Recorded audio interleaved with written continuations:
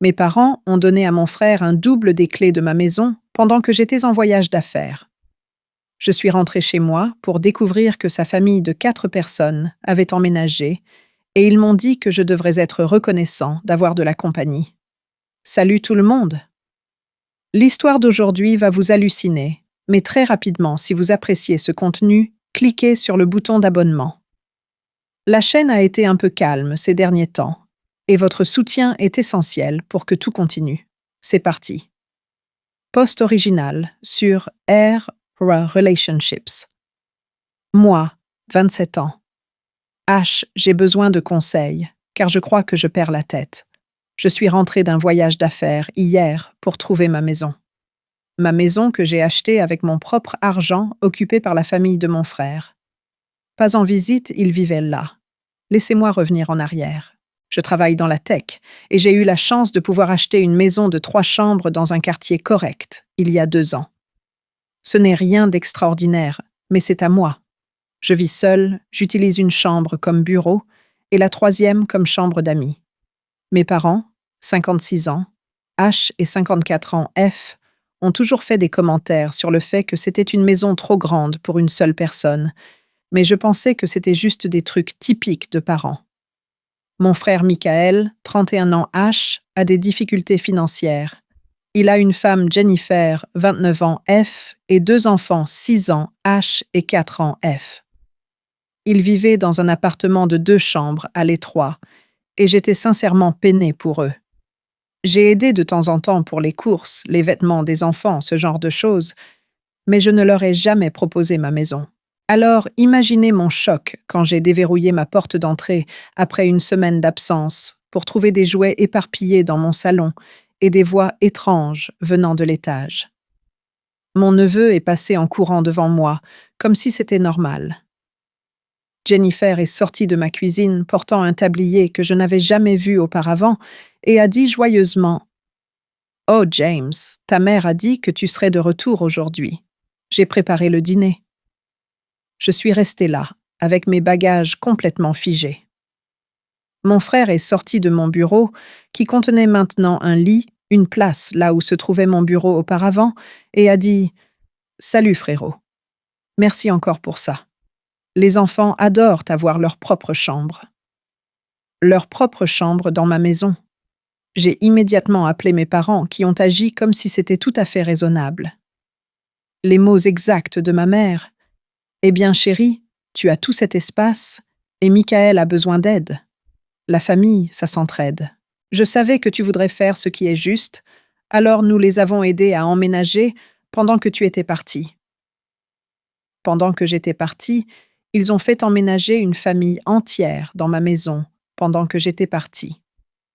Mon père a ajouté que je devrais être reconnaissant d'avoir de la famille autour de moi et que vivre seul à mon âge n'était pas naturel de toute façon. Il a dit qu'ils avaient donné à Michael mon double des clés qu'ils avaient pour les urgences et qu'ils avaient aidé à coordonner le déménagement. Apparemment, cela avait été longuement discuté lors des dîners du dimanche que j'avais manqués à cause du travail. Voici le comble. Michael a déjà changé des choses. Mon bureau est maintenant la chambre de leur fils. Ma chambre d'amis est celle de leur fille. Ils ont réarrangé les meubles de mon salon. Jennifer a réorganisé ma cuisine parce qu'elle n'était pas fonctionnelle pour une famille. Ils ont apporté leurs propres meubles et ont mis certains des miens dans le garage. Quand j'ai essayé de m'y opposer, Michael est devenu défensif. Maman et papa ont dit que tu étais d'accord. Ne rends pas les choses bizarres, mec. C'est juste jusqu'à ce qu'on se remette sur pied. Quand j'ai demandé combien de temps cela prendrait, il est devenu vague. Quelques mois, peut-être un an. Tu sais ce que c'est. Non, je ne sais pas ce que c'est parce que je travaille 60 heures par semaine et que je vis selon mes moyens précisément. Donc, je ne sais pas ce que c'est. J'écris ceci depuis une chambre d'hôtel parce que je ne pouvais pas supporter de dormir dans ma propre maison la nuit dernière. Mes parents harcèlent mon téléphone, me traitant d'égoïste et de dramatique. Ma mère m'a envoyé un texto disant que je lui brisais le cœur en n'accueillant pas la famille. La maison est à mon nom. Je paye le prêt immobilier. Toutes les factures sont à mon nom. Mais d'une manière ou d'une autre, c'est moi le méchant pour ne pas vouloir rentrer dans une maison pleine de monde, ce à quoi je n'avais pas consenti. Suis-je fou ici? Comment gérer ça sans détruire toute ma famille? Mise à jour 1, postée 3 jours plus tard. Merci à tous ceux qui ont répondu à mon post original. J'ai lu chaque commentaire, et votre confirmation que cette situation est dingue m'a permis de garder la raison. Je suis resté dans un hôtel, mais je savais que je devais affronter cela. J'ai rencontré mes parents hier dans un lieu neutre, un café en ville. Je pensais que loin de la situation, il serait plus raisonnable. J'avais tort. Ma mère a commencé à pleurer dès qu'elle m'a vu. 3 jours, James. Tu es parti depuis 3 jours pendant que les enfants de ton frère se demandent pourquoi leur oncle les déteste. Je ne m'étais même pas encore assis. J'ai essayé d'expliquer calmement qu'il ne s'agissait pas de haïr qui que ce soit, mais de la violation massive de mes limites en faisant emménager des gens dans ma maison sans me le demander. Mon père m'a coupé la parole. Violation des limites. C'est comme ça qu'on appelle la responsabilité familiale de nos jours. Il a enchaîné avec un discours de 10 minutes sur la façon dont son grand-père avait hébergé 13 membres de sa famille pendant la Grande Dépression et ne s'était jamais plaint. Comment les vrais hommes prennent soin de leur famille, comment ma génération est égoïste et ne comprend pas le sacrifice. Quand j'ai fait remarquer que j'aidais déjà Michael financièrement, ma mère a ricané. Jeter de l'argent sur les problèmes, ce n'est pas être une famille, James. Ouvrir sa maison, c'est ça, être une famille. J'ai demandé pourquoi ils n'avaient pas ouvert leur maison alors. Ils ont une maison de 4 chambres, avec 2 chambres vides, depuis que mon frère et moi avons déménagé. Les excuses sont venues rapidement. Le dos de mon père ne supporte pas les enfants qui courent partout. Il joue au golf 2 fois par semaine. L'atelier de bricolage de ma mère est essentiel pour sa santé mentale. Leur maison n'est pas adaptée aux enfants. Ils gardent les enfants là-bas tous les week-ends. Ils sont trop vieux pour avoir une maison pleine. Ils sont dans la 50aine et très actifs. Mais la vraie raison est sortie quand ma mère a dit « D'ailleurs, tu as besoin de ça, James. Tu as 27 ans, tu es célibataire, tu travailles tout le temps. Ça te servira d'entraînement pour quand tu auras ta propre famille. » D'entraînement.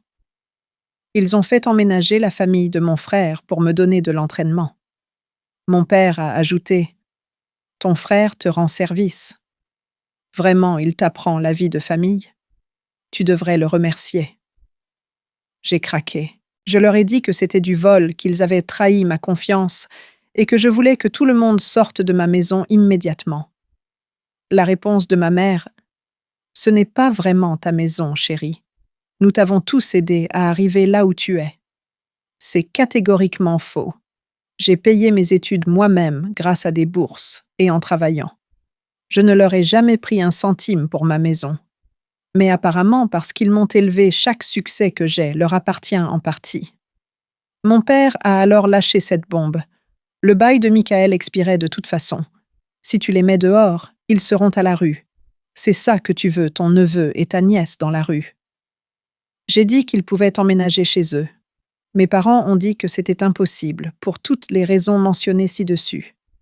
J'ai suggéré que Michael trouve un nouvel appartement. Ils ont dit qu'ils ne pouvaient pas se le permettre pour le moment, parce que Jennifer avait dû quitter son emploi. Nouveau pour moi, à cause du stress. La réunion s'est terminée avec ma mère en larmes et mon père me traitant d'égoïste décevant. Les autres clients du café nous regardaient. Je me suis sentie comme la pire personne au monde, même si je sais que je n'ai pas tort. Je suis allée à ma maison après. Michael avait installé une console de jeux dans mon salon. Jennifer avait complètement réorganisé ma cuisine et jeté mes boîtes de conservation pour repas préparés parce que c'était des récipients de célibataires. Mon neveu sautait sur mon canapé avec ses chaussures. Quand j'ai demandé à Michael de parler en privé, il a dit « Tout ce que tu as à dire, tu peux le dire devant ma femme. Nous sommes une famille, ici, maintenant. » Je lui ai dit qu'il devait trouver un autre endroit où vivre. Il a ri, a vraiment ri. Maman a dit que tu piquerais une crise? C'est bon, frérot. Tu t'en remettras. Et Jen, prépare sa fameuse lasagne ce soir. Tu vas adorer. Je suis de retour à l'hôtel. J'ai contacté un avocat, mais il a dit que l'expulsion pourrait prendre des mois, puisque mes parents les ont laissés entrer et qu'ils sont là depuis plus de 72 heures. Ma famille m'envoie des SMS constamment. Tante Patricia, ta mère a le cœur brisé. Comment peux-tu, oncle David? Sois un homme et aide ton frère. Cousine Sarah. Waouh, je ne savais pas que tu étais si matérialiste. Ils ont tous la version de Michael, où j'ai promis de l'aider, puis je me suis rétractée, laissant ses enfants dévastés. Il publie sur Facebook que la famille n'est pas toujours une question de sang, et reçoit des centaines de commentaires de sympathie. Je ne me suis jamais sentie aussi seule. J'ai travaillé si dur pour cette maison. J'ai suivi toutes les règles, et d'une manière ou d'une autre, je suis le méchant dans cette histoire. Je ne sais pas comment avancer sans perdre tous ceux avec qui j'ai grandi. Mise à jour, 2 postées 2 semaines plus tard. Les choses ont dégénéré au-delà de ce que j'imaginais possible. Je vis dans un hôtel depuis plus de 2 semaines maintenant, perdant énormément d'argent, tout en continuant de payer le prêt d'une maison dans laquelle je ne peux pas vivre. J'ai suivi les conseils que beaucoup d'entre vous m'ont donnés et j'ai engagé un avocat. Elle a examiné la situation et a essentiellement dit que bien que ce que mes parents ont fait soit mal, la procédure d'expulsion est compliquée, car 1. Mon frère n'est pas un squatteur. Il a été invité par des personnes qui avaient un accès légitime à ma maison. 2. Il est de la famille, ce que les tribunaux voient souvent différemment. 3. Il y a de jeunes enfants impliqués. 4. Il a déjà établi sa résidence en y recevant du courrier. La voie légale prendrait de 3 à 6 mois minimum et coûterait des milliers de dollars. Mon avocate a suggéré d'essayer d'abord la médiation. Pendant ce temps, la situation à ma maison a empiré. Je suis passée en voiture plusieurs fois et la voiture de Michael est dans mon garage. La mienne est dans la rue. Ils ont mis des rideaux différents. Il y a un trampoline dans mon jardin et mon voisin m'a envoyé un texto pour me dire qu'ils avaient fait une fête bruyante le week-end dernier. J'ai essayé la médiation en présence de mes parents. Michael est arrivé avec 40 minutes de retard avec Jennifer et les enfants qui n'avaient rien à faire là. Il portait mes vêtements. Mes vêtements. Quand j'ai fait remarquer cela, il a dit « Oh, je pensais que tu les avais laissés pour moi. Tu en as tellement. J'ai pensé que tu partageais. » Le médiateur a essayé d'établir des limites, mais Michael n'arrêtait pas d'interrompre. C'est un drame familial, pas un problème juridique. James est juste territorial. Les enfants sont installés maintenant. Déménager les traumatiserait. Jennifer a pleuré en disant que leur fils s'épanouissait enfin ayant sa propre chambre et comment je pouvais détruire la stabilité d'un enfant. Mes parents les ont soutenus complètement, ma mère, disant même « James n'a aucune idée de ce que c'est que d'être parent. Il ne comprend pas le sacrifice. » Le médiateur a suggéré un compromis. Il pourrait rester 3 mois de plus avec une date de départ ferme et payer un loyer. J'étais épuisée et désespérée d'avoir une résolution, alors j'ai accepté 800 $ par mois, bien en dessous du prix du marché, pour une maison de 3 chambres. La réponse de Michael, faire payer un loyer à mon propre frère pour occuper des chambres vides. C'est malade, mec. Mes parents étaient consternés. Mon père a dit « D'abord tu essayes de les mettre à la rue, maintenant tu veux profiter d'eux. Nous t'avons mieux élevé que ça. » La médiation s'est terminée sans résolution. Mais c'est là que ça empire. Ce soir-là, j'ai reçu un appel de ma compagnie de carte de crédit concernant des frais suspects. Quelqu'un avait utilisé ma carte de crédit d'urgence que je gardais dans ma maison pour acheter pour 3 000 $ de meubles et d'électronique. Quand j'ai confronté Michael, il a dit « Oh, je pensais que c'était pour les affaires de la maison, tu sais, pour que nous puissions tous les utiliser. Je te rembourserai quand je pourrai. » Je l'ai signalé comme une fraude. Ma famille a pété les plombs. Je reçois maintenant des messages de parents à qui je n'ai pas parlé depuis des années, me traitant de sans-cœur, pour avoir poursuivi un père qui essaie de subvenir aux besoins de ses enfants. Mais le vrai coup est venu hier. J'ai reçu un appel de mon patron. Quelqu'un avait appelé mon lieu de travail se disant préoccupé par ma crise de santé mentale et mon abandon de mes responsabilités familiales. Ils ont suggéré que je n'étais peut-être pas assez stable pour mon travail à haute pression. Les RH veulent me voir lundi. Je sais que c'était mes parents. Les phrases utilisées étaient les leurs. Ils essaient de saboter ma carrière maintenant. J'ai craqué dans ma chambre d'hôtel la nuit dernière. J'ai 27 ans, j'ai réussi, je suis indépendant, et d'une manière ou d'une autre, je vis comme un réfugié pendant que ma maison est occupée par des gens qui me détestent, parce que je veux mon propre espace. Ma famille a fait de moi un paria pour le crime de vouloir vivre dans la maison que j'ai achetée. L'avocate dit que j'ai maintenant un dossier solide avec la fraude à la carte de crédit, mais que porter plainte anéantirait complètement ce qui reste de mes relations familiales. J'ai l'impression d'être pris en otage émotionnellement. Soit je les laisse me voler et prendre le contrôle de ma vie, soit je deviens le méchant de la famille pour toujours. Je ne reconnais plus ces gens. Les parents qui m'ont appris le travail acharné et la responsabilité me punissent maintenant pour avoir manifesté ces mêmes traits. Je commence à me demander s'ils m'ont jamais respecté, ou si j'ai toujours été juste une ressource à gérer pour le plus grand bien de la famille. Mise à jour 3, postée 3 semaines plus tard. J'ai retardé cette mise à jour parce que je suis encore en train de digérer ce que ma vie est devenue. Cela fait 2 mois que je suis rentrée pour trouver ma maison occupée, et la situation s'est détériorée au-delà de mes pires attentes. Après la fraude à la carte de crédit, j'ai dû faire un choix. J'ai décidé de ne pas porter plainte, après que mon oncle, un policier, m'ait appelé pour me dire que cela détruirait l'avenir de Michael et me rendrait responsable de mettre le père de 2 enfants innocents en prison. Au lieu de cela, j'ai fait annuler la carte et j'ai assumé la perte de $3 000. Cela a été perçu comme un aveu de culpabilité. Apparemment, la version de ma famille est devenue que j'avais donné à Michael la permission d'utiliser la carte et que j'avais ensuite essayé de le poursuivre par vengeance quand je me suis mise en colère. Ma mère a publié sur Facebook que les problèmes de santé mentale peuvent pousser les gens à s'en prendre à ceux qui essaient de les aider. Soudain, je ne suis plus seulement égoïste, je suis instable. La réunion avec les RH s'est mal passée. Bien qu'ils ne puissent pas prendre de mesures officielles sur la base d'un appel anonyme, mon patron m'a pris à part après. James, je ne sais pas ce qui se passe dans ta vie personnelle, mais ça ne peut pas affecter l'équipe. Règle ça. Ma réputation jusqu'ici excellente est maintenant entachée par des drames personnels. J'ai essayé une fois de plus de récupérer ma maison. J'ai donné un préavis écrit officiel qu'il devait repartir dans les 30 jours. La réponse de Michael a été de changer les serrures. Je suis passée pour prendre des vêtements pensant bêtement que je pouvais simplement entrer dans ma maison et ma clé n'a pas fonctionné. Quand j'ai frappé, Jennifer a appelé la police, affirmant qu'un individu perturbé essayait d'entrer par effraction.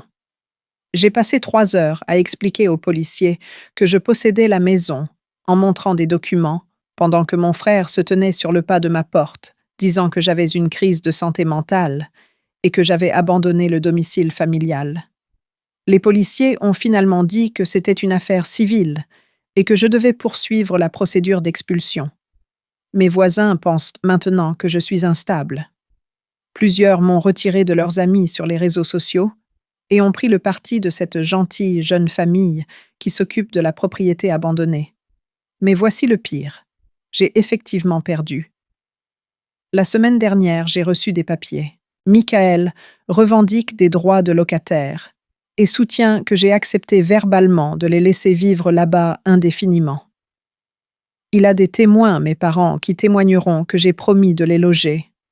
Son avocat soutient que mon comportement erratique et mon abandon de la propriété montrent que je ne suis pas un propriétaire apte. Simultanément, mes parents m'ont invité à dîner pour discuter de la situation comme des adultes. Épuisée et abattue, j'y suis allée. Toute la famille élargie était là. C'était une intervention. Ils m'ont fait asseoir et m'ont dit que je suis mentalement instable et que mon obsession de la propriété est malsaine, que j'ai besoin d'une thérapie pour mes problèmes de contrôle et que Michael est gracieusement disposé à reprendre le prêt immobilier pour m'aider pendant ma crise, que c'est ce qu'il y a de mieux pour tout le monde. Ma cousine, une agent immobilier, avait les papiers prêts. Il voulait que je cède la maison à Michael pour le bien de la famille. En retour, il pardonnerait mon comportement récent et m'accueillerait de nouveau dans la famille. Ma mère a pleuré en disant qu'elle voulait juste que ces garçons s'entendent. Mon père a dit que c'était ma chance de me racheter. La manipulation était sidérante. Ils avaient chorégraphié tout ça. Michael était assis là, l'air concerné et magnanime, comme s'il me rendait service en me volant ma maison. Je suis partie. Je n'ai rien signé, mais je savais que c'était fini. Ces gens que j'avais aimés toute ma vie avaient conspiré pour me briser jusqu'à ce que je leur donne ce qu'ils voulaient. C'était il y a une semaine. Depuis, j'ai été formellement désinvitée de Noël. Et ma grand-mère, que j'adorais, m'a envoyé une lettre disant qu'elle me retirait de son testament. On a dit à des amis de la famille que je faisais une dépression. Michael a commencé à rénover ma maison, postant des mises à jour sur les réseaux sociaux, sur la façon d'en faire une vraie maison de famille. Je possède toujours la maison sur le papier, mais je l'ai perdue de toutes les manières significatives. Mon avocate dit que nous pouvons nous battre, mais que cela coûtera des dizaines de milliers de dollars et prendra des années. Pendant ce temps, je vis dans un studio, je paie un loyer et un prêt immobilier en regardant mon frère vivre ma vie tout en étant loué pour avoir pris les choses en main pendant la crise de James. L'ironie est écrasante. J'ai tout fait correctement. J'ai travaillé dur, économisé de l'argent, acheté une maison, aidé ma famille quand je le pouvais, et cela a fait de moi une cible. Mon succès est devenu une ressource que d'autres pouvaient revendiquer. Mon indépendance est devenue de l'égoïsme. Mes limites sont devenues une maladie mentale. Je ne sais pas si je récupérerai un jour ma maison. Je ne sais pas si je veux que ces gens reviennent dans ma vie même si je le pouvais. Mais je sais une chose. Mes parents avaient tort. Ce n'est pas comme ça que les familles s'entraident. C'est comme ça que les familles se détruisent, tout en appelant ça de l'amour. À ceux qui disent « j'aurais dû me battre plus fort », vous avez probablement raison. Mais quand chaque personne que vous avez jamais aimée se retourne contre vous, quand votre réalité devient une maladie mentale, et votre succès de l'égoïsme, l'envie de se battre, vous quitte. Ils ne m'ont pas seulement pris ma maison, ils m'ont pris ma foi en la famille elle-même. Je commence une thérapie la semaine prochaine. Pas pour les raisons pour lesquelles ils prétendent que j'en ai besoin, mais pour traiter le deuil d'avoir perdu tous ceux que je pensais m'aimer. La maison, ce n'est que de la propriété, mais découvrir que toute votre famille ne vous voit que comme une ressource à exploiter. C'est une perte que je ne sais pas comment calculer. Mise à jour finale, postée 3 mois plus tard. Ce sera ma dernière mise à jour sur cette situation. Il y a 3 mois, je suis rentrée chez moi pour découvrir que ma vie avait été détournée. Maintenant, j'écris ceci depuis un autre état dans un nouvel appartement, recommençant à 0 à 28 ans. La goutte d'eau qui a fait déborder le vase est arrivée il y a 2 semaines.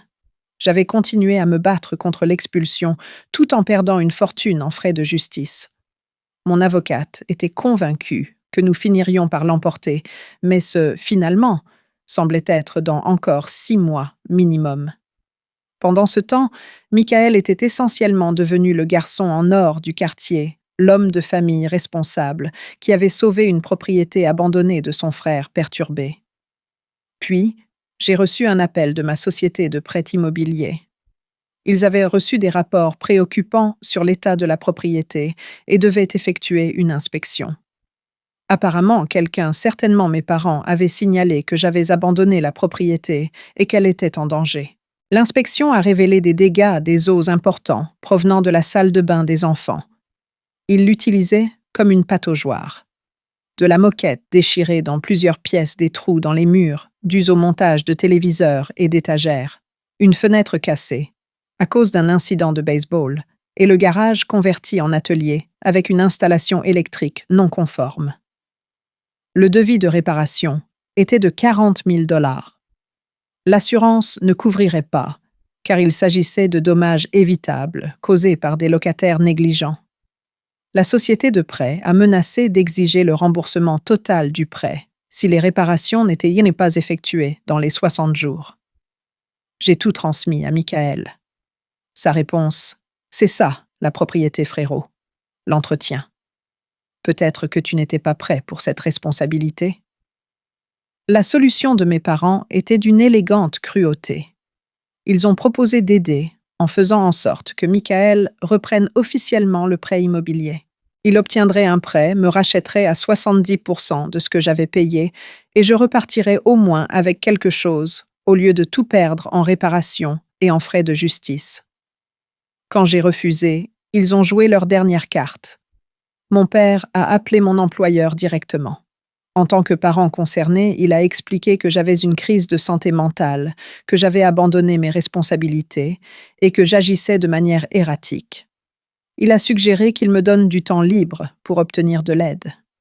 Mon patron m'a convoqué. L'entreprise ne pouvait ignorer un tel appel, surtout compte tenu de ma récente instabilité, vivre dans des hôtels, la plainte au RH, l'air épuisé et distrait au travail. Ils m'ont offert 2 options: prendre un congé volontaire pour traitement de santé mentale ou faire face à un plan d'amélioration des performances qui mènerait probablement à un licenciement. J'ai vu où tout cela menait. Ma famille avait systématiquement détruit ma vie dans cette ville. Ma réputation était ruinée. Ma carrière ne tenait qu'à un fil et j'étais financièrement en train de couler. Alors j'ai fait le seul choix que je pouvais. J'ai pris un nouveau poste dans un autre État, une mutation latérale, qui ne nécessitait aucune référence de mon employeur actuel. J'ai négocié une prime à l'embauche qui a couvert mes frais de déménagement et une partie de mes dettes. Puis, j'ai fait ce dont ma famille m'accusait depuis le début. J'ai abandonné la maison, mais pas avant un dernier acte. J'ai engagé une société de gestion immobilière et leur ai donné toute autorité pour gérer la procédure d'expulsion. J'ai également intenté une action civile contre Michael pour dommages et vol. Ensuite, j'ai envoyé une lettre recommandée à chaque membre de la famille, expliquant que je coupais définitivement le contact et que tout harcèlement supplémentaire ferait l'objet d'une action en justice. Les réponses étaient prévisibles.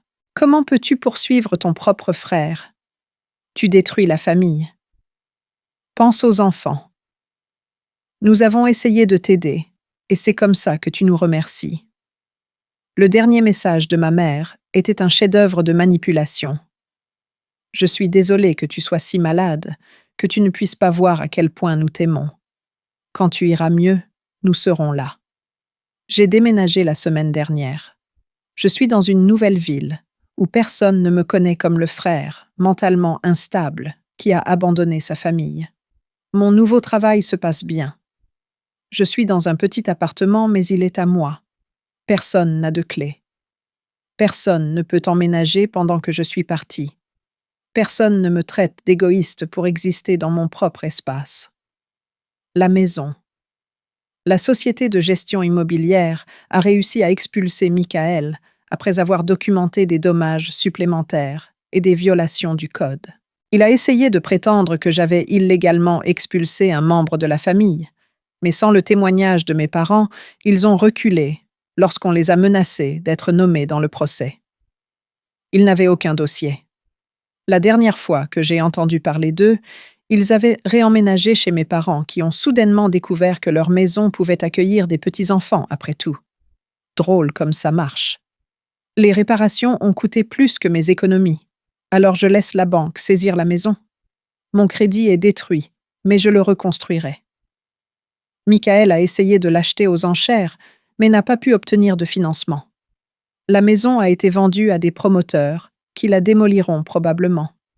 Une fin appropriée, vraiment. Je suis en thérapie maintenant, légitimement. Pas parce que quelqu'un m'y a forcé. Ma thérapeute dit que j'ai subi une forme de gaslighting collectif, où un groupe réécrit la réalité pour servir ses besoins. Elle m'aide à comprendre que l'amour de ma famille était conditionnel à mon utilité pour eux. Les singes volants me contactent encore occasionnellement. Tes parents ont le cœur brisé. Les enfants de Michael demandent de tes nouvelles. La famille n'est plus la même sans toi. Je ne réponds pas. Il n'y a rien à dire à des gens qui voient la gentillesse comme une faiblesse et le succès comme une propriété commune. À ceux qui font face à des situations similaires, documentez tout. Faites confiance à votre instinct. Ne laissez personne vous convaincre que les limites sont de l'égoïsme. Et parfois, la seule façon de gagner est de s'en aller et de reconstruire ailleurs. J'ai perdu ma maison, mes économies, mon score de crédit et ma famille. Mais j'ai gardé ma santé mentale, mon respect de moi-même et mon avenir. Le prix était élevé, mais l'alternative, une vie à servir de proie émotionnelle et financière à des gens qui prétendaient m'aimer, m'aurait tout coûté. J'ai fini de faire des mises à jour. J'ai fini de regarder en arrière. Il est temps de construire une vie où la famille signifie des gens qui me respectent pas, des gens qui se sentent en droit de disposer de moi. Merci à tous ceux qui ont validé ma réalité quand mon monde entier me disait que j'étais fou. Vous m'avez permis de garder la raison quand la raison était utilisée comme une arme contre moi. Je serai éternellement reconnaissant. À ma famille, si vous lisez ceci, vous avez gagné. Vous avez eu la maison. J'espère que ça valait le coup de perdre un fils et un frère, car c'est ce que vous avez échangé contre elle. Et contrairement à une propriété, on ne peut pas me récupérer, me rénover ou me revendre. Je suis libre.